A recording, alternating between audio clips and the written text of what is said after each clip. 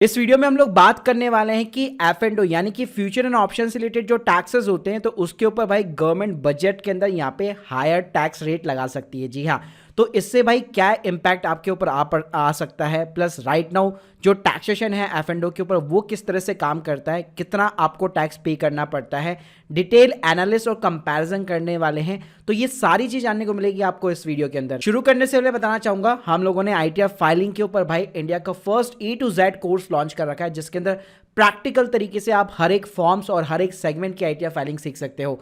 Link in the description box, एक बार जरूर checkout कीजिए। या फिर आप एक्सपर्ट के थ्रू आईटीआर फाइलिंग भी कराना चाहते हैं तो उसकी लिंक भी मैंने डिस्क्रिप्शन बॉक्स में दे रखी है। तो पहले बात करते हैं कि फ्यूचर एंड ऑप्शन का जो करंट टैक्सेशन सिस्टम है वो आखिर किस तरह से काम करता है।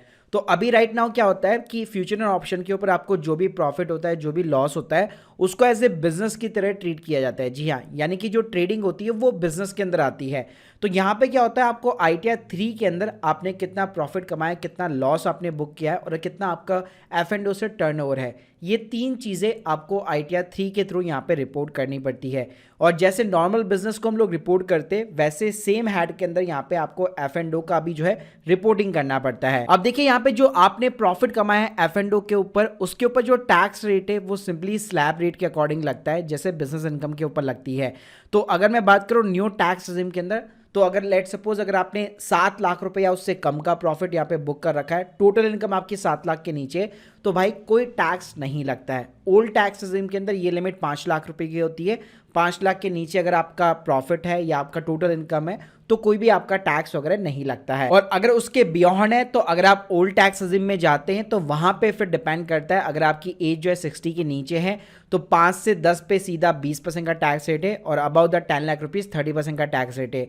न्यू रिजिम में मैं बात करूं तो वहां पे 15 लाख की लिमिट है, 15 लाख के ऊपर सीधा 30% का टैक्स रेट है, 12 से 15 पे 20% और 9 से 12 पे 15% का टैक्स रेट लगता है। अब देखिए यहाँ पे एफ एंड ओ की जो इनकम होती है वो आखिर आईटीआर के अंदर शो कैसे की जाती है, तो उसके ऊपर भाई मैंने ऑलरेडी यहाँ पे डिटेल वीडियो बना रखा है। तो इसके अंदर नॉर्मली क्या होता है, आपकी जो आईटीआर 3 होती है उसके अंदर आपको ये अपने जो लॉसेस होते हैं या आपका जो प्रॉफिट होता है वो आपको दिखाना पड़ता है। तो इसके अंदर क्या होता है कि बेसिकली आपका यहाँ पे जो P&L सेक्शन होता है वहां पे बेसिकली आपको रिपोर्ट करना पड़ता है। आप चाहो तो प्रेजेंटेटिव बेसिस पे भी रिपोर्टिंग कर सकते हो या फिर अगर आप बुक्स ऑफ अकाउंट मेंटेन करते हो तो उसके थ्रू रिपोर्टिंग कर सकते हो। तो इस वीडियो की लिंक मैं आपको डिस्क्रिप्शन बॉक्स में दे दूंगा, वहां पे आपको अच्छे से जानने को मिल जाएगा। अब यहाँ पे एग्जिस्टिंग टैक्सेशन सिस्टम में एफ एंड ओ को एक और एडवांटेज ये मिला होता था कि अगर लेट सपोज अगर आपको एफ एंड ओ से लॉस होता है, जो कि अगर मैं बात करूं कि 95% जो ट्रेडर है वो हमेशा लॉस ही बुक करते हैं। जी हाँ, तो एफ एंड ओ का जो लॉस होता है वो बिजनेस लॉसेस की तरह ट्रीट किया जाता है। तो इस लॉसेस को आप कोई भी अदर इनकम के साथ में सेट ऑफ कर सकते हो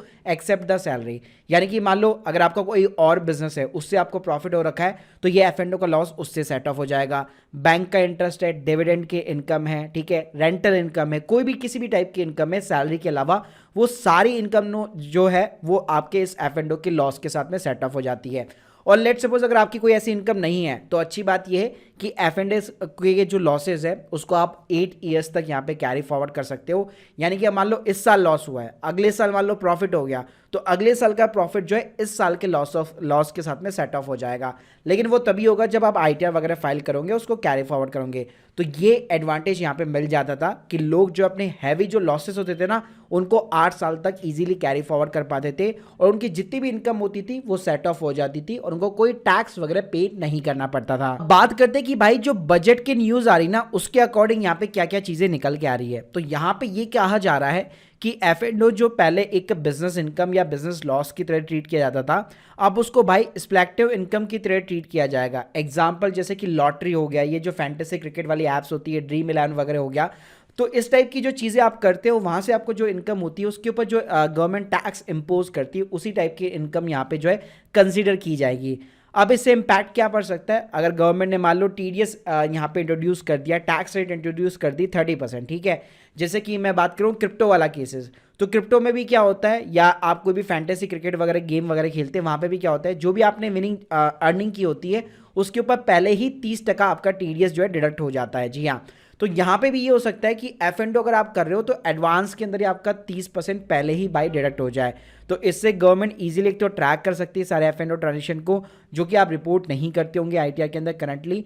और यहाँ पे जब आप आईटीआर भी फाइलिंग करेंगे तो वहाँ पे भी आपका एफ एंड ओ का जो भी प्रॉफिट होगा 30% का टैक्स रेट आपके ऊपर लग सकता है। और भाई इससे एक और डिसएडवांटेज ये है कि स्पेक्टिव इनकम के अंदर दिखाने के चक्कर में अब आप जो है किसी भी इनकम को सेट ऑफ नहीं कर सकते, क्योंकि जो स्पेक्टिव लॉसेस होते हैं वो केवल स्पेक्टिव जो प्रॉफिट होंगे उसी के अगेंस्ट में सेट ऑफ हो पाएंगे।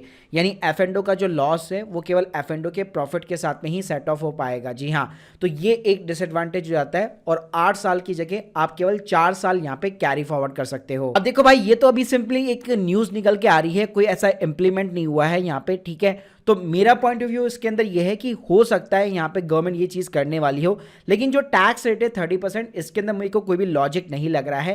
टैक्स रेट यहाँ पे डेफिनेटली जो है 30% नहीं लगेगा, लेकिन ये हो सकता है कि पहले आप जो बिजनेस हेड के अंदर अपना एफ&ओ दिखाते थे वो अब स्पेक्टिव इनकम के अंदर आ गया। जैसे एग्जांपल देना चाहो, जैसे इंट्राडे ट्रेडिंग हो गया, आज भी भाई उसको स्पेक्टिव इनकम के अंदर ही दिखाया जाता है। वहां पे भी क्या होता है, 4 साल तक आप लॉसेस को कैरी फॉरवर्ड कर सकते हो, और जितने भी लॉसेस है आप केवल जो स्पेक्टिव इनकम होगी उसी के साथ में सेट ऑफ कर सकते हो। तो जैसे इंट्राडे को ट्रीट किया जाता है, हो सकता है एफ&ओ को भी सेम तरीके से ट्रीट किया जाए। वहां पे टैक्स रेट आपका डेफिनेटली स्लैब रेट के अकॉर्डिंग ही लगेगा, 30% नहीं लगेगा, लेकिन बस वो हेड चेंज कर दिया जाएगा कि बिजनेस हेड की जगह स्पेक्टिव इनकम वाला जो हेड है उसके अंदर अब आपको रिपोर्टिंग यहाँ पे करनी पड़ सकती है। तो गाइस, अब आप लोगों को समझ में आ गया होगा कि करंटली यहाँ पे एफ&ओ का क्या टैक्सेशन है और गवर्नमेंट क्या प्रपोज करने वाली है बेसिकली यहाँ पे बजट के अंदर। तो अभी तक ये न्यूज़ है, कोई कंफर्मेशन नहीं है। साथ में अगर आप आईटीएफ फाइलिंग सीखना चाहते हैं एफ&ओ वगैरह की, इंट्राडे की, ठीक है, वो भी प्रैक्टिकल तरीके से स्टेप बाय स्टेप, तो भाई एक बार हमारी मास्टर क्लास को जरूर चेकआउट कीजिएगा। साथ में अगर आप एक्सपर्ट के थ्रू भी आईटीएफ फाइलिंग कराना चाहते हैं तो link in the description box. Thank you guys, thank you very much.